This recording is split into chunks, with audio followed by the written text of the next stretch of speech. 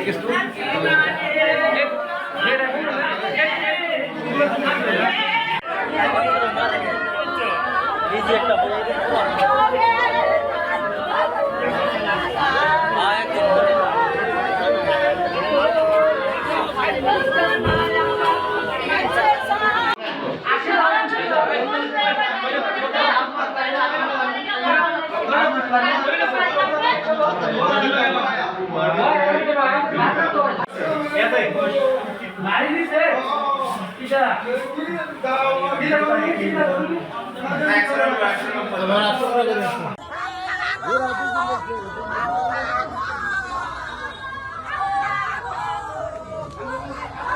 घरत आही मानी बहुत दिन धरी माटी बारी केसकाल चली आछे। तार पिছত আজি 10টামান বজাত সিহঁতে मोर घरत आही हुमकी दुमकी दिले। हुमकी दुमकी दियार पिছত मोर डाঙर भाई और डाঙर ककाई दुजन आही थानात आही एजार एटा थानात जनाई गल। तार पिছত 1টামান বজাত সিহঁতে मोर घरत आही मानी 50টাৰ ওপৰত लाठी ঠেঙ্গা লৈ 3টা পিস্তল লৈ मोर घरत आही मानी एकदम मानी कुबाई सुबाई एकेबारे শেষ কৰি গল। সিহঁতৰ दूसरा माटी बारी पार्टी बेलेग पार्टी मोर निजर माटी मोर निजर नामत আছে। এইটো ইজ্জত আলী আৰু মহিবুৰ ৰহমান আৰু মানে কেটামান আছে। এটা পাৰ্টি আছে বহুত 50 জনেৰ উপৰত মানুহ। মোৰ এজন আহত হইছে আৰু এজন বহুত ইমার্জেন্সি মুকলি হসপিটালত রেফার দিলে। এজন মরিলে মেন মানুহ দুটা এটা ইলিয়াস আহমেদ এটা ইলিয়াস আহমেদ আর এটা ইজ্জত আলী আর এটা সাজ্জাদ হোসেন। মৃত ব্যক্তিজনের নাম হাতেম আলী। আপনার কি হয় হাতেম আলী মোর জেঠা হয়। আমার ঘরত আহি পেলাই কিমান দিন ধৰি মাটি বাৰী কেছ কাছ এটা আমি 5 বছৰৰ পৰা চলি আছে মাটি বাৰী কেছ কাছ।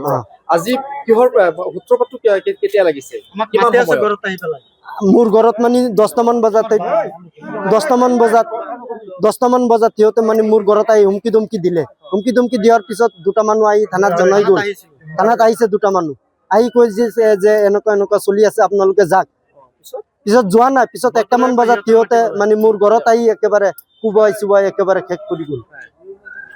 তাৰ পিছত এই পুৰিয়া মাৰপিটৰ ঘটনা 1টামান বজাত এজন মানুহ ঢুকাইছে। এজন মানুহ ঢুকালে আৰু এজন মানুহ আহত হৈ আছে মুকলি হসপিটালত। মোৰ আহত এজন হৈছে এজন মিত্ৰ হৈছে আৰু আহত 7জন। আজি আছে কালি নাই। আমাৰ এই মাটি জীয়াই থাকিব লাগিব। আজি 10টা বজাত বাজে স্যাৰ আমাৰ এনেকুৱা কথা বহুত গুণ্ডা লৈ আহিছে মাৰপিট কৰি আছে আৰু তোমালোকে গুচি যোৱা সিহঁতৰ দলিল কৰা মাটি বলে। তাৰ পিছত আমি থানাৰ পৰা যাওঁতে যাই পেলাই দেখো যে আমাৰ জেঠাক কুবাই পেলাই ঘৰত থৈ দিছে আমাৰ ঘৰৰ তলতে আৰু সিহঁতক গ'লে 1 কিলোমিটাৰ দূৰত। তাৰ মানে যিসকলৰ লগত আপোনালোকৰ আজি মাটি বাৰীক লৈ কাজিয়া হৈছে বা আজি মাৰপিট হৈছে এজন মানুহ ঢুকাইছে আপোনালোকৰ আৰু আহত হৈছে 7জন মান। সেই মানুহখিনি কি হয় আপোনালোকৰ পৰিয়ালৰ মানুহ নে? হাতেম আলী মোৰ জেঠা আৰু হুছেইন আলী মোৰ জেঠা, ৰমজান আলী মোৰ খুৰা আৰু জালাল আলী মোৰ খুৰা। জালাল এতিয়া সাৰ্কেল অফিসত আছে। আমাৰ মাটি সব অলৰেডি আমাৰ কাগজ সব ওকে স্যাৰ। এটা আমি ৰাইজকো দেখাব পাৰিম। যাৰ লগত কাজিয়া হৈছে আজি মাৰপিট হৈছে সেই সকল কি হয়? আমাৰ পৰিয়ালৰ কোনো ৰিস্তাই নাই। এটা সব অবৈধ দলিল সিটিং দলিল জালিয়াতি দলিল সিহঁতৰ সব। আপোনালোকৰ অৰিজিনাল ঘৰ খাটুৱালত আমাৰ যিসকলে কাজিয়া কৰিছে আপোনালোকৰ কাজিয়া হৈছে সেইসকল ক'ৰ? সিহঁতৰ আমাৰ ধৰক 1 কিলোমিটাৰ দূৰত কিছুমান আধা কিলোমিটাৰ দূৰত। সেই মানুহখিনি ইয়াৰি নে খাটুৱালি? সিহঁতৰ এনআৰসি নাই। মাটিৰ পাট্টা দি এনআৰসি বনাইছে। কিমান দিন ধৰি আপোনালোকে এই মাটিৰ লৈ বিবাদটো চলি আছে? এইটো আমাৰ বিবাদটো চলি আছে আৰু 25 বছৰ ধৰি। এতিয়া 5 বছৰ ধৰি আমি কেছত বা নামজাৰি কৰি সব ক্লিয়াৰ পাইছো খাই আছো 5 বছৰ ধৰি। এতিয়া ইজ্জত আলী গুণ্ডা লগাই দিছে মাফিয়া গুণ্ডাই কয় বন্দুক লৈ আমি ইহঁতক মাৰি পেলাই সব খেদাই দিম মোক 3 বছৰ খাবলৈ দিয়া মাটিখিনি। ইজ্জত আলী তাৰে নে উত্তৰ কাটৱালৰ নে বেলেগ? ইজ্জত আলী গড় উত্তৰ কাটৱাল। আমাৰ মাটিখিনি দক্ষিণ কাটৱালৰ। দক্ষিণ কাটৱাল আহি পেলাই বন্দুক দেখা মানুহক খেদি পেলাই আহে মাইকী মানুহ গলে মাৰে। যিখিনি মাটিক লৈ কাজিয়া হৈ আছে সেইখিনি মাটি বুক দখল আছে আপোনালোকৰ? আমাৰ দখলতে আছে মাটিখিনি আৰু আমি অৰিজিনাল খেতি কৰি খাই আছো 3 বছৰ ধৰি।